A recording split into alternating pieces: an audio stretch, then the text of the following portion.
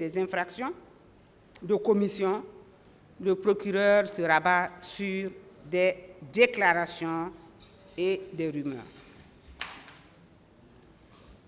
Dans son réquisitoire du 22 mai 2024, le parquet a opportunément soutenu, sans sourciller, que les 300 recrues de Caléa, les 500 recrues de Pivi, les 163 occultistes de Gono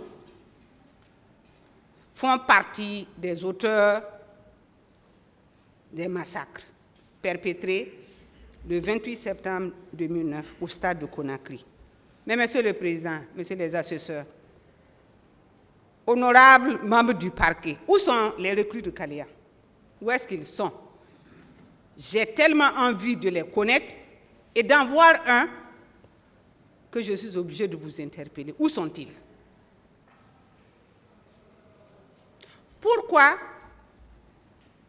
vous avez laissé toutes ces personnes échapper à votre grande et légendaire vigilance? Ou peut-être devrais-je dire que vous ne les avez même pas cherchées. Vous n'avez même pas eu l'intention de les chercher, parce que si vous aviez eu un tant soit peu envie de les chercher, ce sont des Guinéens. Même si c'est un morceau de recrue, vous auriez pu en présenter. Est-il possible, Monsieur le Président, Messieurs les assesseurs, d'accuser un individu que vous ne pouvez même pas décrire, parce que vous n'en avez pas décrit, parce que vous ne les avez jamais vus. Et ceux qui prétendent, dans leur déclaration, les avoir vus, doivent avoir une science infuse, parce qu'on ne peut pas reconnaître quelqu'un qu'on n'avait jamais vu. Si je n'étais pas venu à Conakry, je ne vous aurais jamais vu et je ne vous aurais jamais reconnu dans une foule même de 10 personnes. Monsieur le Président, Monsieur le juge, 199 personnes, 913 personnes, 300 de Caléa, 500 de Pivi, 163 de Gono Sangaré, et toujours rien. Sous d'autres cieux, j'aurais dit que le parquet est complaisant. Si, comme vous l'affirmez, les recrues de Caléa sont les agresseurs, les autres agresseurs, où sont donc la partie des agresseurs que vous n'avez pas encore désignée? Une photo, une simple image aurait suffi à éclairer le peuple de Guinée, mais non, vous en parlez sans cesse, sans nous les représenter. Je dirais, Monsieur le Président, Messieurs les assesseurs, que le parquet fait du symbolisme. Monsieur le procureur et les substituts, reconnaître dans une procédure pénale que l'on est dans l'incapacité de prouver ce qui n'existe pas n'est pas une faiblesse. Bien au contraire, c'est dire le droit, sans parti pris.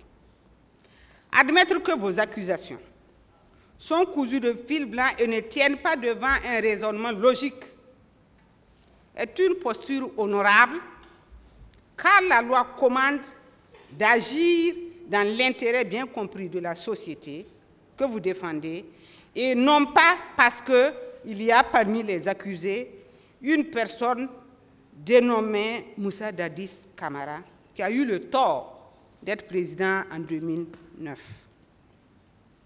Le sable a beau être fin et joli, on ne saura jamais le confondre au couscous.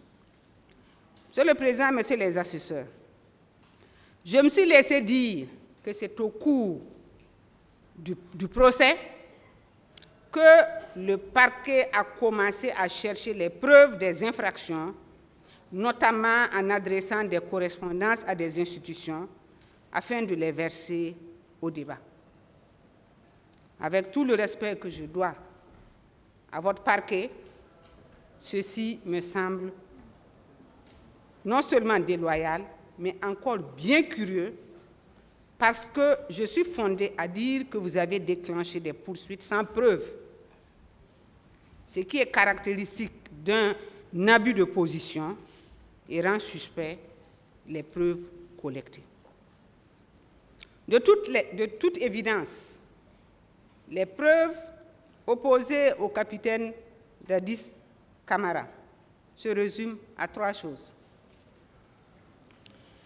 La première chose, c'est les déclarations de Toumba Diakité, de Aboubakar Diakité dit Toumba, qui constituent, comme l'a si bien rappelé Maître Almami, votre sésame. Parce que vous l'avez dit, vous l'avez intitulé les déclarations de Toumba sont un sésame dans lequel le parquet va puiser. Monsieur le Président, Messieurs les assesseurs, si tout un parquet, à défaut de preuves, prend la déclaration d'un accusé pour en faire un sésame, j'ai bien peur que ce sésame-là ne soit pas mangeable. Le caractère étrange des relations entre les personnes, à savoir Toumba Diakité Aboubakar dit Toumba, Marcel Guilabogui, C.C. Raphaël Abba et Alpha Amadou Baldé, en fuite, sont à scruter. Toumba, qui fulmine contre Dadis, est le protecteur de son adjoint Marcel, à qui il donne de l'argent. C.C. Raphaël, étant son garde du corps, bénéficie de ses largesses. Alpha Amadou Baldé était le secrétaire particulier de Toumba. Monsieur le Président, Messieurs les assesseurs, c'est ce qu'on appelle en droit de la collusion, c'est-à-dire des gens qui se sont entendus avec un objectif précis, et dans le cas d'espèce, ce qu'il fallait faire, c'est noyer Moussa Dadis Camara. Le deuxième pilier des éléments opposés à Moussa Dadis Camara, c'est les déclarations de Mamadou Konté, Madame Yaï Fatou Bari, Madame Fatmata Bari, Monsieur Oumar Diallo, Madame Salematou Bari et Monsieur Abdoulaye Ba, 3, sur l'existence du recrutement de Kaléa pour l'année 2009. Monsieur le Président, Messieurs les assesseurs, en quoi le recrutement de soldats fut-il envoyé à Kaléa constitue dans votre droit positif une entorse à la loi? Les personnes dont les dépositions ont été synthétisées par le parquet ne comparaissent-elles pas devant vous et pourquoi?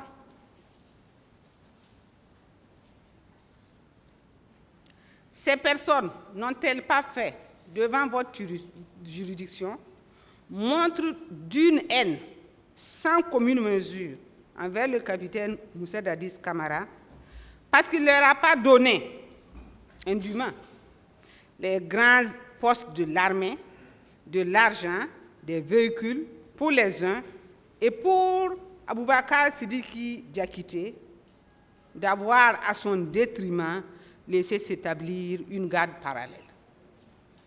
Vous vous souviendrez qu'à l'entame de l'interrogatoire que j'ai fait à la barre avec Aboubakar Diakité, je lui avais demandé qu'est-ce que c'était que la garde parallèle. Je me souviens encore